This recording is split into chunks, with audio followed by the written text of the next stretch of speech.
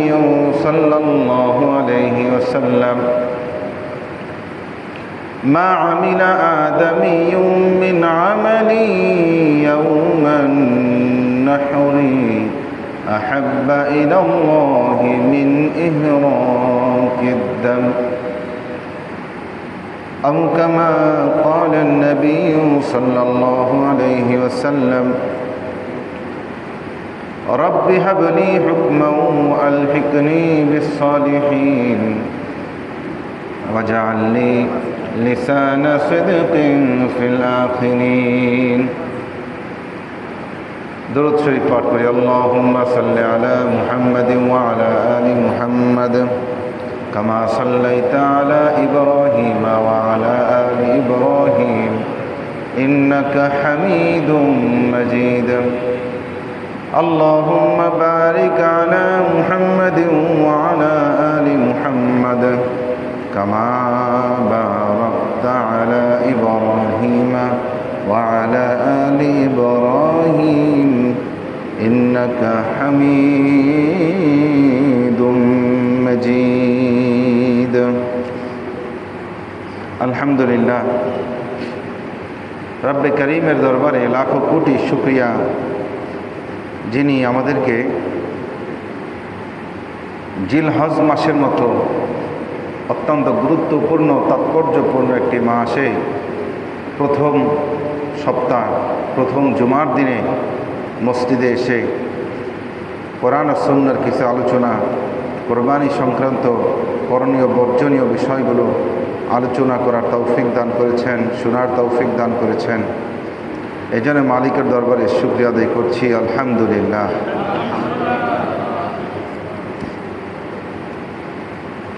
প্রতি বছর বারবার আমাদের কাছে এই কোরবানির ঈদ আসে, হজের মৌসুম আসে, জিলহজ মাস আসে, কিন্তু আমরা এই কোরবানি থেকে কতটুকু শিক্ষা লাভ করতে পেরেছি? আল্লাহ যে উদ্দেশ্যে কোরবানি আমাদেরকে দিয়েছেন সেই উদ্দেশ্য আমরা কতটুকু হাসিল করতে পেরেছি? সময় এসেছে এটার মূল্যায়ন করার।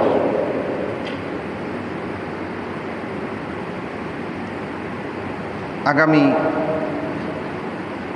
শনিবার আমাদের দেশে কোরবানির ঈদ, সেই হিসাবে শুক্রবার হলো ইয়াউমুল আরাফা, অর্থাৎ জিলহজের 9 তারিখ।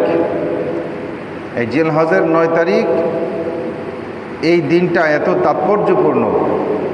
আগামী শুক্রবার, এই শুক্রবার, আগামী শুক্রবার জিলহজের 9 তারিখ কেউ যদি রোজা রাখে, ইয়াউমুল আরাফা, আরাফার রোজা, রসুল করিম সাল্লাল্লাহু আলাইহি ওয়াসাল্লাম বলেছেন সিয়ামু ইয়াউমি আরাফা আহতাসিবু আলাল্লাহ আন ইউকাফিরাস সানাতাল্লাতী ক্বাবলাহু ওয়া বা'দাহু। এই একদিন রোজা রাখার কারণে আমি আল্লাহর কাছে আশা রাখি আল্লাহ তাআলা ওই রোজাদারের পেছনের এবং সামনের মোট 2 বছরের গুনাহ মাফ করে দেবেন। কত বড় গুরুত্বপূর্ণ একটি দিন আমাদের সামনে আসতেছে, এবং এই যে সময়গুলো চলতেছে জিলহজের ঈদ আসার আগে 9 দিন, এই দিনগুলো আল্লাহ রসুল বলেছেন এক এক দিন রোজা এক এক বছরের রোজার সমতুল্য। এক এক রাত্রের ইবাদত লাইলাতুল কদরের ইবাদতের সমতুল্য। কত বড় দামি বিষয়, অথচ আমাদের মধ্যে এটার কোনো প্রভাব পড়তেছে না যে কি সময়গুলো আমরা পার করতেছি। এজন্য রসুল করিম সাল্লাল্লাহু আলাইহি ওয়াসাল্লাম বলেন, যা দুনিয়াতে যা আছে সবই তো আল্লাহ তাআলার নিয়ামত, কিন্তু 2টা নিয়ামত এমন আছে যেই 2টা নিয়ামতের ব্যবহারের ক্ষেত্রে বনি আদম ধোকায় পড়ে, অর্থাৎ সঠিক ব্যবহার করতে পারে না। আল্লাহর হাবিব বলেন, নিয়ামাতানি মাগবুবুন ফীহিমা কাসীরুম মিনান নাস। 2টা নিয়ামত এমন, যেই 2 নিয়ামতের ব্যবহারের বেলায় বনি আদম ভুল করে, ধোকায় পড়ে। আল্লাহর হাবিব বলেন, 1 নম্বরে হলো আসিহা, অর্থাৎ সুস্থতা। নাম্বার 2 হলো আল ফারাগ, অবসর। সুস্থ থাকতে মানুষ এই সুস্থতার মূল্যায়ন করে না। অসুস্থ হয়ে যাওয়ার পরে তার বোধোদয় হয় যে হায় আমি কি করলাম। আমি সুস্থ থাকা অবস্থায় মন চাইলে তো 20 রাকাতও নফল নামাজ পড়তে পারতাম, এখন 2 রাকাতও পড়তে পারি না। সুস্থ থাকা অবস্থায় আমি মন চাইলে এরকম সপ্তাহের পর সপ্তাহ রোজা রাখতে পারতাম, কিন্তু এখন তো আর পারি না। দ্বিতীয় নম্বর নিয়ামত হলো অবসর। মানুষের এই অবসরের নিয়ামত সবসময় থাকে না। কত মানুষ দেখবেন আরাম করে 2 লোকমা খাবার খাবে, সেই সুযোগও নাই। ব্যস্ততা আর ব্যস্ততা, একের পর এক ব্যস্ততা তার সামনে এসে হাজির হয়। তাহলে এই অবসর থাকা, ব্যস্ততা থেকে অবসর থাকা, এটা আল্লাহর অনেক বড় নিয়ামত। কিন্তু এই নিয়ামতকে যদি কাজে লাগাইতে পারি তাইলে হলো আমার জন্য কল্যাণকর। আর অবসর থেকে আমি যদি এই আমার অবসরকে আল্লাহর গোলামির ক্ষেত্রে ব্যবহার না করে গুনার ক্ষেত্রে ব্যবহার করি, তাহলে আল্লাহর এই নিয়ামতকে আমি অসৎ পথে ব্যবহার করলাম। এই জন্য আমাকে জবাবদিহির কাঠগড়ায় দাঁড়াতে হবে। এজন্য এই যে 9টা দিন চলতেছে, অনেক দামি দিন। আপনি চাইলেই কিন্তু বছরে অন্য সময় এই সময়গুলো আর পাবেন না। বছরে অন্য সময় চাইলেই এই রজনীগুলো, এই দিনগুলো আপনি পাবেন না, আমরা পাবো না। এজন্য আমাদের করণীয় হলো যে আমরা এই দিনগুলোকে মূল্যায়ন করব। সামনে আসতেছে কোরবানির মতো এত দামি আমল। এই কোরবানির ইতিহাস সম্পর্কে আমরা যেই পদ্ধতিতে কোরবানি করি, সাহাবা একরাম প্রশ্ন করছেন, ইয়া রাসূলুল্লাহ মা হাদিহিল আযাহি। সাহাবীরা প্রশ্ন করলো, ইয়া রাসূলুল্লাহ এই কোরবানি কি? এই কোরবানি কিভাবে আমাদের কাছে আসলো? আল্লাহর হাবিব বলেন, সুন্নাতু আবিকুম ইব্রাহিম। সাহাবীরা, এটা হলো তোমাদের পিতা ইব্রাহিম আলাইহিস সালামের সুন্নাত, ইব্রাহিম আলাইহিস সালামের আদর্শ। এবার সাহাবীরা বলল, ফামা লানা ফিহা ইয়া রাসূলুল্লাহ, এই কুরবানি করলে আমাদের জন্য কি লাভ, কি বিনিময় আল্লাহ তাআলা রেখেছেন? আল্লাহর হাবিব বলেন, লিকুল্লি শাআরাতিন হাসানা। সাহাবীরা রে, কোরবানি যেই জানোয়ার, যেই পশু তোমরা আল্লাহর জন্য জবাই করবা, এই পশুর শরীরে যতটা পশম আছে আল্লাহ প্রত্যেকটা পশমের বিনিময় একটি করে নেকি লিখে দিবেন। এবার সাহাবীরা বলতেছে, ইয়া রাসূলুল্লাহ অনেক পশু এমন আছে যেগুলার শুধু লোম নয়, শরীরে অসংখ্য পশম থাকে, চুল নয়, অসংখ্য ছোট ছোট পশম থাকে। এই পশমের বেলায় আমাদের কি বিনিময়? আল্লাহর হাবিব বললেন, সাহাবীরা প্রত্যেকটা পশমের বিনিময়ে আল্লাহ তোমাদের জন্য একটি নেকি লিখে দেবেন। এই যে গরু আমরা কিনে আনি, গরুর গায়ে কত চুল আছে, কত পশম আছে, আমরা গণতে পারবো? গণা সম্ভব না। তাহলে এই কোরবানি করলে আল্লাহ তাআলা ওই ব্যক্তিকে অগণিত সওয়াব দান করবেন। আল্লাহর হাবিব এই কুরবানির ফজিলত সম্পর্কে বলতে গিয়ে, কোরবানির তাৎপর্য সম্পর্কে বলতে গিয়ে আমাদেরকে বলেন, মা আমিলা আদামিয়ুম মিন আমালি ইয়াওমান নাহরি আহাব্বা ইলাল্লাহি মিন ইহরাকিদ দাম। সাহাবীরা কুরবানির দিনে, ইয়াউমুন নাহার মানে কুরবানির দিনে আদমের বেটা যত আমল করুক না কেন, এই কুরবানি করার চাইতে দামি কোনো আমল আল্লাহর কাছে আর নাই। আদম সন্তান কোরবানি করবে, এর চাইতে প্রিয় আল্লাহর কাছে কোনো আমল আর আল্লাহ রাখেন নাই। তাহলে কি পরিমাণ দামি আমল! আল্লাহর হাবিব বলেন, ওয়া ইন্নাহু লা ইয়াতি ওয়া ইন্নাহা লা ইয়াতি মিনাল্লাহি বিমাকানিন ক্বাবলা আন ইয়াকা বিল আরদ। আল্লাহর হাবিব বুঝাতে গিয়ে, কোরবানির ফজিলত বুঝাতে গিয়ে বলেন, ওয়া ইন্নাহু লা ইয়াতি ইয়াউমাল কিয়ামাতি বিকুরুনিহা ওয়া আজলাবিহা ওয়া আশআরিহা। কোন ব্যক্তি যেই জানোয়ারটা, যেই পশুটা আল্লাহর রাহে জবাই দিল, ওই ব্যক্তি ময়দানে মাহশারে যখন উঠবে, এই কুরবানির পশুটার শিং, কুরবানি পশুটার পশম, কুরবানি পশুটার খুব, অর্থাৎ গোটা পশুটা নিয়ে সে আল্লাহর দরবারে উঠবে। আর এই পশু কোরবানি দাতার পক্ষে আল্লাহর কাছে সুপারিশ করবে। আল্লাহর হাবিব বুঝাতে গিয়ে বলেন যে কোনো অংশ বাদ থাকবে না, তার শিং উঠবে, তার খুরগুলো উঠবে, তার পশমগুলো উঠবে, সব সহ ওই ব্যক্তির পক্ষে আল্লাহর কাছে সুপারিশ করবে, অথবা এগুলার সওয়াব নিয়ে ওই ব্যক্তি উপস্থিত হবে।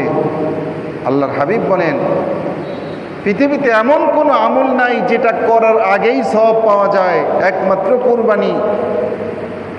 বলেন যে ওয়াইন্নাহু লা ইয়াতি মিনাল্লাহি বিমাকান ক্বাবলা আন ইয়াকা আলাল আরদ, জমিনে কোরবানির জানোয়ারের প্রথম ফোঁটা, রক্তের প্রথম ফোঁটা পড়ার আগেই আল্লাহ তাআলার কাছে এটা কবুল হয়ে যায়।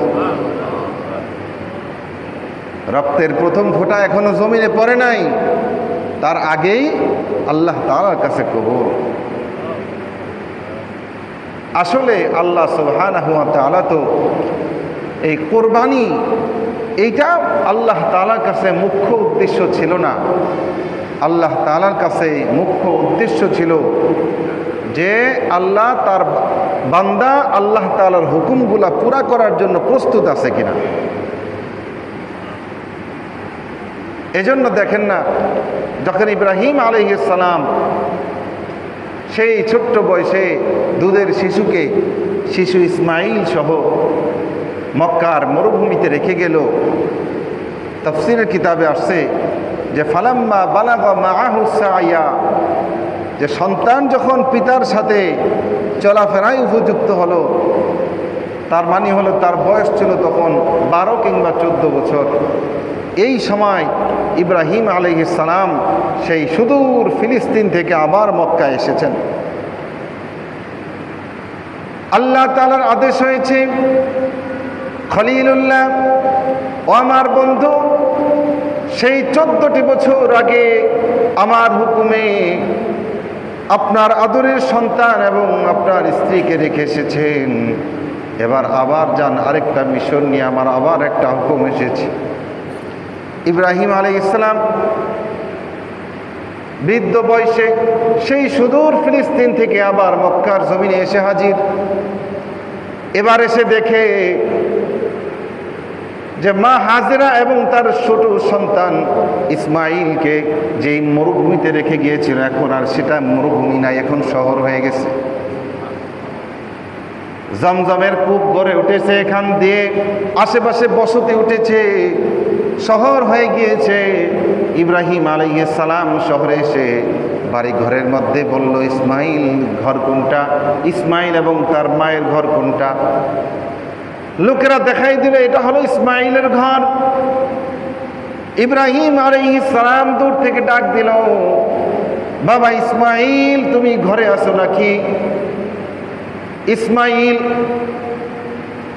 ইব্রাহিম খলিলুল্লাহর কণ্ঠ শুনে বাহিরে বের হয়ে আসলো।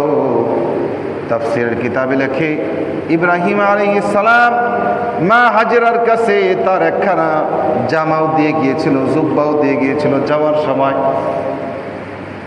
মা হাজেরা এটা ঘরের মধ্যে সযত্নে লটকিয়ে রাখতেন, মাঝে মাঝে জামার ঘ্রাণ নিতেন, মাঝে মাঝে এসে জামাটা জড়িয়ে ধরতেন। খলিলুল্লাহর জামা, ইসমাইলের পিতার জামা, এমন একটা জামা গায়ে দিয়ে আবার ইব্রাহিম আলাইহিস সালাম এসেছেন। হযরত ইসমাইল দরজা খুলে যখন দেখলো একজন বয়োবৃদ্ধ, কি সুন্দর তার নুরানি চেহারা, মাথার মধ্যে পাগড়ি, গায়ের মধ্যে এমন একটা জামা, যেই জামা তার ঘরের মধ্যেও আছে। শিশু ইসমাইলের বুঝতে বাকি রইল না এটা কি, কারণ সে দেখেছে তার মাকে জামার সাথে প্রেম করতে, এই জামাকে জড়িয়ে ধরে অনেক আবেগের কথা বলতে শুনেছে, জামার ঘ্রাণ নিতে শুনেছে, দেখেছে। চিনতে বাকি রইল না, ডাক দিল, বাবা আপনি তো আমার বাবা ইব্রাহিম খলিলুল্লাহ। ইব্রাহিম আলাইহিস সালাম বললেন, হ্যাঁ আমি তোমার বাবা। ইব্রাহিম তার সন্তানকে কোলে জড়িয়ে নিলেন। সেই দুধের সময় কোলে নিয়েছেন, আবার এই সময় তরুণ বয়সে কোলে নিয়েছেন, কিশোর বয়সে বুকের মধ্যে বয়োবৃদ্ধ পিতা আদর করে রেখেছেন, কিন্তু এখন আর আদর করার সময় নাই। কারণ আল্লাহ সুবহানাহু ওয়া তাআলা তাকে আদেশ দিয়েছেন, ও ইব্রাহিম, আপনার সন্তানকে আমার নামে আপনি কোরবানি দেন। ইব্রাহিম আলাইহিস সালামকে স্বপ্নে দেখিয়েছেন যে তিনি তার সন্তানকে কাঁধ করে রেখে তিনি ছুরি চালাচ্ছেন। নবীদের স্বপ্ন এটা ওহী। উম্মতের স্বপ্ন হলো তিন ধরনের। উম্মতের স্বপ্ন শরীয়তের কোনো দলিল নয়। কথা ভালো করে বুঝতে হবে। উম্মত যত ভালো স্বপ্নই দেখুক না কেন সেটা শরীয়তের দলিল নয়, সেটা দেখে একটা কাজ করা যাবে না। কিন্তু নবী যারা, তাদের উপর শয়তানের কোনো হাত থাকে না। আল্লাহ তাআলা তাদেরকে মাসুম বানিয়েছেন, তাদেরকে আল্লাহ তাআলা তার নিজ জিম্মায় হেফাজত করতেন। তো নবীদের উপর শয়তান তার কোনো কর্তৃত্ব ফলাইতে পারে না, কিন্তু উম্মতের উপর পারে। এজন্য নবীদের স্বপ্ন একটাই হয়, সেটা হলো আল্লাহর পক্ষ থেকে, এবং সেটা ওহী, সেটাও একটা আদেশ। কিন্তু উম্মত যেই স্বপ্ন দেখে, এই স্বপ্ন হলো তিন ধরনের। কয় ধরনের? এক ধরনের হলো সর্বপ্রথম খেয়ালি স্বপ্ন। কি স্বপ্ন? খেয়ালি, অর্থাৎ সারাদিন আমি যা করলাম, রাত্রে ঘুমাইলে ওটাই দেখলাম, এটা হলো খেয়ালি। আমার মনের মধ্যে যে খেয়াল আসলো, যেটা নিয়ে আলোচনা করলাম, যেটা শুনলাম, যেটা করতে দেখলাম, ঘুমের মধ্যেও দেখতেছি, এটাই করতেছি, এটা হলো খেয়ালি স্বপ্ন। নাম্বার 2 স্বপ্ন হলো শয়তানি। কি স্বপ্ন? শয়তানি স্বপ্ন। এটা কেমনে বুঝবেন যে এটা শয়তানি কিনা? শয়তানি স্বপ্ন হলো দুই ধরনের। এক ধরনের হলো মানুষকে ভয় দেখানো। কি দেখানো? ঘুমের মধ্যে দেখানো যে ভীতিকর জায়গায় গিয়েছে, সাপে দৌড়াইতেছে, গরুতে দৌড়াইতেছে, কুকুরে দৌড়াইতেছে, কি আছে কি নাই? হ্যাঁ, গাছের থেকে পড়ে গেছে, পাহাড় থেকে পড়ে গেছে, ভয় দেখায়, পেরেশান করে ফেলে। তাহলে শয়তানি স্বপ্ন কয় ধরনের? দুই ধরনের। এক ধরনের হলো মানুষকে ভীতিকর জিনিস দেখায়, আর নাম্বার 2 হলো শরীয়ত বহির্ভূত কোনো কাজ করতে দেখায়। শরীয়ত বহির্ভূত দেখায়, অমুক বাবার মাজারে তুমি 2 ডাক সিন্নি দাও, অমুক ল্যাংটার দরবারে তুমি একটা গরু মান্নত করো, অমুক এরকম পূজার মণ্ডপে তুমি দুধ কলা দিয়ে আসো, তাইলে তোমার রোগ সেরে যাবে। নাউজুবিল্লাহ মিন যালিক। এগুলা করা যাবে? যাবে না। এগুলার সাথে শরীয়তের সম্পর্ক নাই। এজন্য শয়তানি স্বপ্ন বোঝার হলো এই 2টা উপায়। এখন এগুলো আপনি কখন বুঝবেন? যখন আলেমদের সাথে আপনার সম্পর্ক থাকবে। কি বলেন? আর যখন আলেমদের সাথে আপনার সম্পর্ক থাকবে না, তখন তো আপনি এটা বুঝতে পারবেন না। আপনি বলবেন যে আইরে স্বপ্নে দেখছি অমুক মাজারে 2 ডাক সিন্নি দিলে আমার ব্যবসা উন্নতি হবে, যাই গিয়া দিয়ে আসি। তা আপনি 2 ডাক সিন্নি দিলেন না, বরঞ্চ আপনার ইমানটা আপনি বিক্রি করে দিয়ে আসলেন। ঠিক কিনা? তাহলে শয়তানি স্বপ্ন 2 ধরনের। আর 3 নম্বরের স্বপ্ন হলো রহমানি। কি নাম? কি নাম? রহমানি। 1 নম্বরের স্বপ্নের নাম কি? খেয়ালি। 2 নম্বরের শয়তানি। 3 নম্বরের রহমানি, মানে আল্লাহর পক্ষ থেকে, দয়াময়ের পক্ষ থেকে আসে। সেটা কি? সেটা হলো কোনো সুসংবাদ। সেটা কি? কোনো সুসংবাদ প্রাপ্ত হওয়া, বান্দাকে ভালো কিছু দেখানো, অথবা শরীয়ত সম্মত কোনো কাজ করতে থাকে দেখানো। দেখানো যে আমি হজে গেছি, আছে কি নাই? হ্যাঁ, আমি হজে গেছি, জিয়ারত করতেছি, এরকম তাওয়াফ করতেছি, বা আমি কোরআন তেলাওয়াত করতেছি, বা একটা সূরা পড়তেছি, বা মসজিদে 2 রাকাত নামাজ পড়তেছি। ভালো কিছু দেখানো, প্রশান্তিদায়ক কিছু দেখানো। কি বলেন? এগুলোর নাম হলো রহমানি স্বপ্ন। কি নাম? রহমানি স্বপ্ন। তাহলে উম্মত দেখে 3 ধরনের স্বপ্ন, আর নবীরা দেখে কয় ধরনের? 1 ধরনের, সেটা হলো ওহী। এখন কথা হলো, আল্লাহ সুবহানাহু ওয়া তাআলা ইব্রাহিম আলাইহিস সালামকে কেন সরাসরি বললেন না যে ইব্রাহিম, আপনি আপনার সন্তানকে আমার জন্য কোরবানি দেন?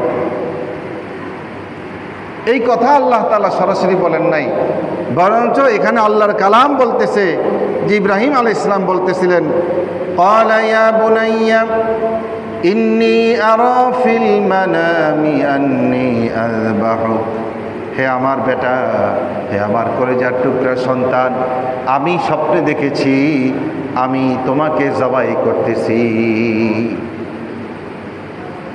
আমি স্বপ্নে দেখেছি আমি তোমাকে জবাই করতেছি। মুফাসসিরিন ইকরাম লেখেন যে আল্লাহ তাআলা যদি হুকুম করত সরাসরি যে ইব্রাহিম আপনি আপনার সন্তানকে কোরবানি করেন, তাহলে গলা কাটা না পর্যন্ত আল্লাহর আদেশ পুরা হইতো না। গলা কাটার আগ পর্যন্ত আল্লাহর আদেশ পুরা হইতো না। কিন্তু আল্লাহ সুবহানাহু ওয়া তাআলার তো গলা কাটার উদ্দেশ্য না, সন্তানের গলা কাটবে এইটা আল্লাহর কি না উদ্দেশ্য না। আল্লাহ তাআলার উদ্দেশ্য হইল যে সন্তানকে কোরবানির জন্য সোয়া ছুরি চালানো, যে আমি তোমাকে জবাই করতেছি, ছুরি চালাইতেছি, এটা আমি স্বপ্নে দেখেছি। আল্লাহু আকবার। হযরত ইব্রাহিম আলাইহিস সালাম তার সন্তানকে এই কথা বলছেন। দীর্ঘ 14 বছর পর ফিলিস্তিন থেকে এসে মক্কার ভূমিতে এমন সন্তানকে পেলেন যেই সন্তান তার বাবার সাথে চলাফেরা করতে পারে, তার বাবার বিভিন্ন হুকুম পালন করতে পারে, এমন একটা সন্তানকে পেলেন। সন্তান যখন এই 14-15 বছর হয়ে যায়, তখন বাবা এই সন্তানকে নিয়ে অনেক স্বপ্ন দেখে, অনেক স্বপ্ন দেখে ভবিষ্যতের। এমন সময় আল্লাহ সুবহানাহু ওয়া তাআলার পক্ষ থেকে আদেশ আসলো, স্বপ্নের মধ্যে দেখানো হলো যে আপনি এরকম জবাই করতেছেন। মা হাজেরাকে বলা হলো, মা হাজেরাও রাজি হয়ে গেল। আমার সন্তান যদি আল্লাহর জন্য কোরবানি হয়, এর চাইতে বড় সৌভাগ্য আর কিছু হবে না। আমি হাসরের মাঠে আল্লাহর নামে জবাইকৃত সন্তানের মা হয়ে উঠব। সন্তানকে বলল, সন্তান রে, ইয়া বুনাইয়া ইন্নী আরা ফিল মানামি আন্নী আযবাহু ফানদুর মাযা তারা। ইব্রাহিম আলাইহিস সালাম চাইলেই পারতেন সন্তানকে হাত পা বেঁধে আল্লাহর জন্য জবাই করতে, কিন্তু ইব্রাহিম আলাইহিস সালাম এটা চাননি। বরঞ্চ তিনি চেয়েছেন যে আমি যেমনিভাবে আল্লাহ তাআলার আদেশ পালনের মাধ্যমে আল্লাহর নৈকট্য হাসিল করতে চাই, আমার সন্তানটাও যাতে আল্লাহ তাআলার আদেশ পূরণ করার হেল্প করতে, সাহায্য করতে গিয়ে আল্লাহর আদেশ সেও পালন করুক, সেও আমার সাথে আল্লাহ তাআলার পুরস্কারের ভাগিদার হোক। এজন্য তিনি বললেন, ফানজুর মাযা তারা, সন্তান তুমি ভাবে দেখো তুমি কি করবা। ইব্রাহিম আলাইহিস সালাম যখন আল্লাহ তাআলার কাছে দোয়া করতেছিলেন, সন্তান হওয়ার আগে 80 বছর হয়ে গেল, সন্তান হয় না। ইব্রাহিম আলাইহিস সালাম আল্লাহর কাছে দোয়া করেছিলেন, রব্বি হাবলি মিনাস সালিহিন। সূরাতুস সাফফাতের 100 নম্বর আয়াত। আল্লাহর কাছে দোয়া করেছিলেন, আল্লাহ আপনি আমাকে একটা নেককার সন্তান দান করেন। এটা আমাদের জন্য শিক্ষা। সন্তান হওয়ার আগে আল্লাহর কাছে চাইতে হবে আমি কেমন সন্তান চাই, আমি কেমন সন্তান চাই, এটা আমার আগ থাকতেই ডিসাইড করতে হবে, সিদ্ধান্ত নিতে হবে। ভাইয়েরা আমার, আমরা এখন আমাদের সন্তান জন্মের আগেও আমরা নাফরমানি করি, সন্তান যখন মায়ের পেটে তখনও আল্লাহর গুনাহ করি, সন্তান যখন দুনিয়াতে আসে তখনও আল্লাহর নাফরমানিতে লিপ্ত। আগেরকার জামানার মারা, সাহাবায়ে কেরামের জামানার মারা সন্তানকে যখন দুধ পান করাতো, তখন তারা উযু করে সন্তানকে দুধ পান করাতো। আর এখনকার আমাদের মায়েরা সন্তানকে দুধ পান করায়, আরেক হাতে মোবাইলে টিকটক দেখে। কথা বলেন ঠিক কিনা? একদিক থেকে সন্তানকে দুধ পান করায়, আরেক দিক থেকে সে অশ্লীল জিনিস দেখতে থাকে। তাহলে এই সন্তান কিভাবে সালিহিন হবে, নেককার হবে? উলামায়ে কেরাম বলেন, সন্তানকে দুধ পান করাতে গিয়ে মা যে আমলটা করবে, সন্তান ঠিক তার উপর ওই আসরটা পড়বে। সাহাবা একরামের মায়েরা সন্তানকে জন্মের পরেই আল্লাহ রসুল কিয়ামত, কবর, জান্নাত, জাহান্নামের কথা শ্রবণ করাইতো। আর এখনকার মায়েরা সন্তান জন্মের পরেই তাদেরকে বাঘ, ভাল্লুক, বিড়াল, কুকুরের গল্প শোনায়। কি বলেন, ঠিক কিনা? তাহলে এই সন্তান কিভাবে আমার আল্লাহকে চিনবে? এজন্য ভাইরা আমার, হযরত ইব্রাহিম আলাইহিস সালাম এমনি এমনি জাতির পিতা হন নাই, এমনি এমনি মিল্লাতু আবিকুম হয় নাই। তার প্রত্যেকটা বিষয় আমাদের জন্য অনুকরণীয়। সন্তান জন্মের আগেই আল্লাহর কাছে চেয়েছিলেন, রব্বি হাবলি মিনাস সালিহিন, রব্বি হাবলি মিনাস সালিহিন। আল্লাহ, একটা নেককার সন্তান আমাদেরকে দান করেন। আল্লাহ তাআলা বলেন, ফাবাশশারনাহু বিগুলামিন হালিম। অতঃপর আমি তাকে একটা ধৈর্যশীল, হালিম মানে ধৈর্যশীল, ধৈর্যশীল একটা সন্তান আমি তাকে দান করলাম। কেমন ধৈর্যশীল? এই ধৈর্যের পরীক্ষা এখন দেওয়ার সময় এসেছে। যখন পিতা বলল, ও আমার কলিজার টুকরা, আমি স্বপ্নে দেখেছি আমি তোমাকে জবাই করতেছি, ভেবে দেখো তুমি কি করবা। তখন ওই ধৈর্যশীল ছেলে তার পরীক্ষায় উত্তীর্ণ হয়ে গিয়েছে। তিনি বললেন, ক্বালা ইয়া আবাতি ফাআল মা তুমার সাতাজিদুনি ইনশাআল্লাহু মিনাস সাবিরিন। হে আমার পিতা, আপনার প্রতি আল্লাহর পক্ষ থেকে যেভাবে আদেশ এসেছে আপনি সেভাবেই আদেশ পালন করুন। অতি শীঘ্রই আপনি আমাকে ধৈর্যশীলদের অন্তর্ভুক্ত পাবেন। আমি আপনার প্রতি যে আদেশ এসেছে সেই আদেশ পূরণে আমি আপনার সহায়ক হব, আমি আপনার সাহায্যকারী হব, আমাকে আপনি ধৈর্যশীল পাবেন। সুবহানাল্লাহ। ইব্রাহিম আলাইহিস সালাম খুশি হয়ে গেলেন। এবার যখন ইসমাইলকে কুরবানির জন্য রেডি করলো, তাফসীরের কিতাবে লেখে হযরত ইসমাইল পিতার কাছে 3টি আবেদন করেছিল। 1 নম্বরের আবেদন হলো, ওগো আমার পিতা, আপনি ছুরিটা বড় ধারালো করে নেবেন, বড় ধারালো করে নেবেন, কারণ মৃত্যুর যন্ত্রণা অনেক বেশি কঠিন, যাতে আমার সহজেই মৃত্যু হয়ে যায়, দীর্ঘ সময় না লাগে, ছুরিটা অনেক ধারালো করে নেবেন। নাম্বার 2 হলো, আমার হাত পা বেঁধে আমাকে আপনি কাত করে শোয়া দিবেন, আপনি যেদিকে রয়েছেন তার উল্টা দিকে মুখ করে রাখবেন, কারণ হাত পা যদি না বাঁধেন হয়তো মৃত্যুর যন্ত্রণায় আমি হাত পা নেড়ে আপনার গায়ে আঘাত করতে পারি, তাহলে আমার হয়তো আল্লাহর রাহে এই মৃত্যুবরণের সওয়াবটা কমে যাবে। আর আমাকে আপনার অপর দিকে কাত করে নেবেন, যাতে করে জবাই করার সময় আপনার চেহারা আমি না দেখি, আর আমার চেহারাটাও আপনি না দেখেন। কারণ যখন আমাকে জবাই করবেন, আমার রক্ত প্রবাহিত হবে, তখন পিতা পুত্র সুলভ যেই মোহাব্বত রয়েছে হয়তো আপনার মধ্যে এটা জেগে যাবে, তাহলে আল্লাহর প্রেম হয়তো আপনার কমে যেতে পারে। আপনি আল্লাহর যে ভালোবাসা পূরণ করার জন্য, আল্লাহর আদেশ বাস্তবায়নের জন্য আমাকে জবাই করবেন, হয়তো এই আজরটা, বিনিময়টা কমে যাবে। এজন্য আমার চেহারা যাতে আপনি না দেখেন, আমিও যাতে আপনার চেহারা না দেখি। নাম্বার 3, আমার এই রক্ত মাখা জামাটা আপনি সযত্নে আমার মায়ের কাছে নিয়ে দিবেন, কারণ আমি দেখেছি দীর্ঘ আপনার অনুপস্থিতির সময় আপনার জামাটা দেখে দেখে আমার মা সান্ত্বনা লাভ করেছে। আমিও চাই আমার বিয়োগ বেদনা যাতে আমার মা এই জামাটা দেখে দেখে তার বেদনা ভুলতে পারে।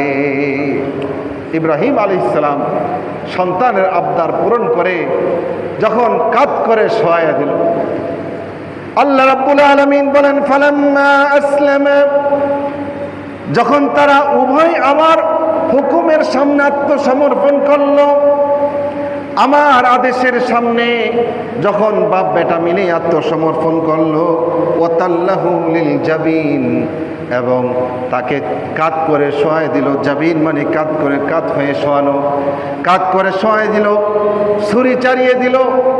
আমি ছুরিকে তো আগেই আদেশ দিয়ে রেখেছি, ছুরি দুনিয়ার সব কিছু তুমি কাটতে পারো, কিন্তু ইসমাইলের গলা দূরের কথা একটা পশমও যাতে না কাটে। হযরত ইব্রাহিম আলাইহিস সালাম চোখ বন্ধ করে আল্লাহু আকবার বলে ছুরি চালায় দিলেন, কিন্তু গলগল করে তার সামনে রক্ত প্রবাহিত হয়ে তার পা ভিজে গেল। তিনি শুকরিয়া আদায় করলেন, ওয়ালিল্লাহিল হামদ, আল্লাহর শুকর, আমি আল্লাহর হুকুম পালন করতে পেরেছি। চোখ খুলে দেখে শিশু ইসমাইল দাঁড়িয়ে আছে। জিবরাইল আমিন জান্নাত থেকে দুম্বা নিয়ে এসেছেন, সেটা জবাই হয়ে গিয়েছে। আল্লাহ রাব্বুল আলামিন বলেন, ওয়ানাদাইনাহু আইয়া ইব্রাহিম, আমি ডাক দিলাম, ও ইব্রাহিম, কদ সাদ্দাকতার রুইয়া, আপনি স্বপ্নকে সত্যে রূপান্তরিত করে দেখিয়েছেন। স্বপ্নে আমি আপনাকে দেখিয়েছিলাম যে ইব্রাহিম ইসমাইলকে রেখে আপনি ছুরি চালাচ্ছেন, আপনি সেই স্বপ্ন বাস্তবায়ন করে দিয়েছেন। জবাই হোক, এটা আমার উদ্দেশ্য ছিল না, উদ্দেশ্য ছিল আমার হুকুমের সামনে আপনি আত্মসমর্পণ করেছেন কিনা। আল্লাহু আকবার। এজন্য ভাইরা আমার, আল্লাহ রাব্বুল আলামিন বলেন, ইন্না কাযালিকা নাজজিল মুহসিনিন, এমনি ভাবে আমি যারা সৎকর্ম পরায়ণ তাদেরকে বিনিময় দিয়ে থাকি। ইন্না হাযা লাহুয়াল বালাউল মুবিন, নিশ্চয়ই এটা একটা মহান পরীক্ষা ছিল। আল্লাহ বলেন এটা একটা অনেক বড় পরীক্ষা ছিল। ওয়াফাদাইনাহু বিযিবহিন আযীম, আমি শিশু ইসমাইলকে এক মহান পশু, জান্নাতি পশুর মাধ্যমে তাকে আমি জীবন ভিক্ষা দিয়ে দিলাম, ফিদিয়া দিয়ে দিলাম। আল্লাহু আকবার। এজন্য ভাইরা আমার, কোরবানি আসে, কোরবানি যায়, কিন্তু আপনার আমার ভিতরে কোনো পরিবর্তন নাই, কোনো পরিবর্তন নাই। কেন হয় না? কারণ শিশু ইব্রাহিম আলাইহিস সালাম যেই আকাঙ্ক্ষা নিয়ে তার সন্তানকে কোরবানির জন্য শোয়াইছেন, আর শিশু ইসমাইল যেই আকাঙ্ক্ষা নিয়ে কোরবানি হওয়ার জন্য রেডি হয়েছেন, যতক্ষণ পর্যন্ত ওই পরিমাণ আল্লাহর প্রেম আমাদের মধ্যে না আসবে, ওই পরিমাণ আত্মসমর্পণ আমার মধ্যে না আসবে, ততক্ষণ পর্যন্ত একটা না, দুটা না, 10টা না, 1000টা জবাই করতে পারি, কোরবানি করতে পারি, কিন্তু ইব্রাহিম আলাইহিস সালামের মতো আত্মসমর্পণ যদি আমার মধ্যে না আসে, এই কোরবানি আমার কোনো কাজে আসবে না। এজন্য আল্লাহ তাআলা এই ঘটনা আমাদের সামনে তুলে ধরেছেন। দেখেন না, কোরবানি করি, রক্ত যায় জমিনে, আর গোশতগুলো আমরা ভাগ বাটোয়ারা করে খেয়ে যাই, খেয়ে ফেলি, তো আল্লাহর জন্য আমি কি দিলাম? মনে করেন কেউ মসজিদে দান করবে, 5000 টাকা নিয়ে আসতে, দিয়ে দিল, তার পকেট থেকে চলে গেছে টাকাটা আর তার সে ভোগ করতে পারলো না। কিন্তু কোরবানির বেলায় কোরবানিও দিতেছি, গোশতও খাইতেছি, কি বলেন, আল্লাহর কাছে কিছু পৌঁছে, তা আল্লাহকে দিলামটা কি? আল্লাহ রাব্বুল আলামিন এই কথা সূরাতুল হজের মধ্যে বলেছেন। আল্লাহ বলেন, লা ইয়ানালাল্লাহা লুহুমুহা ওয়ালা দিমাউহা ওয়ালাকিন ইয়ানালুহুত তাকওয়া মিনকুম। ও আমার বান্দা বান্দিরা, তোমরা কোরবানির যে পশু জবাই করো, এটা রক্ত আমার কাছে পৌঁছে না, গোশত আমার কাছে পৌঁছে না, বরঞ্চ আমার কাছে পৌঁছে তোমাদের অন্তরের তাকওয়া। কোন উদ্দেশ্য নিয়ে আমার সামনে তুমি পশু জবাই করেছো? লাখ টাকা দামের পশু তুমি আমার জন্য জবাই করে দিয়েছো, অনেক বড় কোরবানি করেছো, কিন্তু এর চাইতে অনেক বড় ছোট ছোট গুনাহ তুমি আমার ভয়ে ছাড়তে পারো না, তাহলে তোমার এই কোরবানি কোনো কাজে আসবে না। কোরবানির মুখ্য উদ্দেশ্য হলো তাকওয়া অর্জন করা। আল্লাহ তাআলা যেটা সূরাতুল হজের মধ্যে স্পষ্টভাবে বলে দিয়েছেন, বলে তাকওয়া কি জিনিস। হযরত ওমর ফারুক রাদিয়াল্লাহু আনহু আমিরুল মুমিনিন, তার দরবারে কোরআন হাদিসের চর্চা হয়, আলোচনা হয়।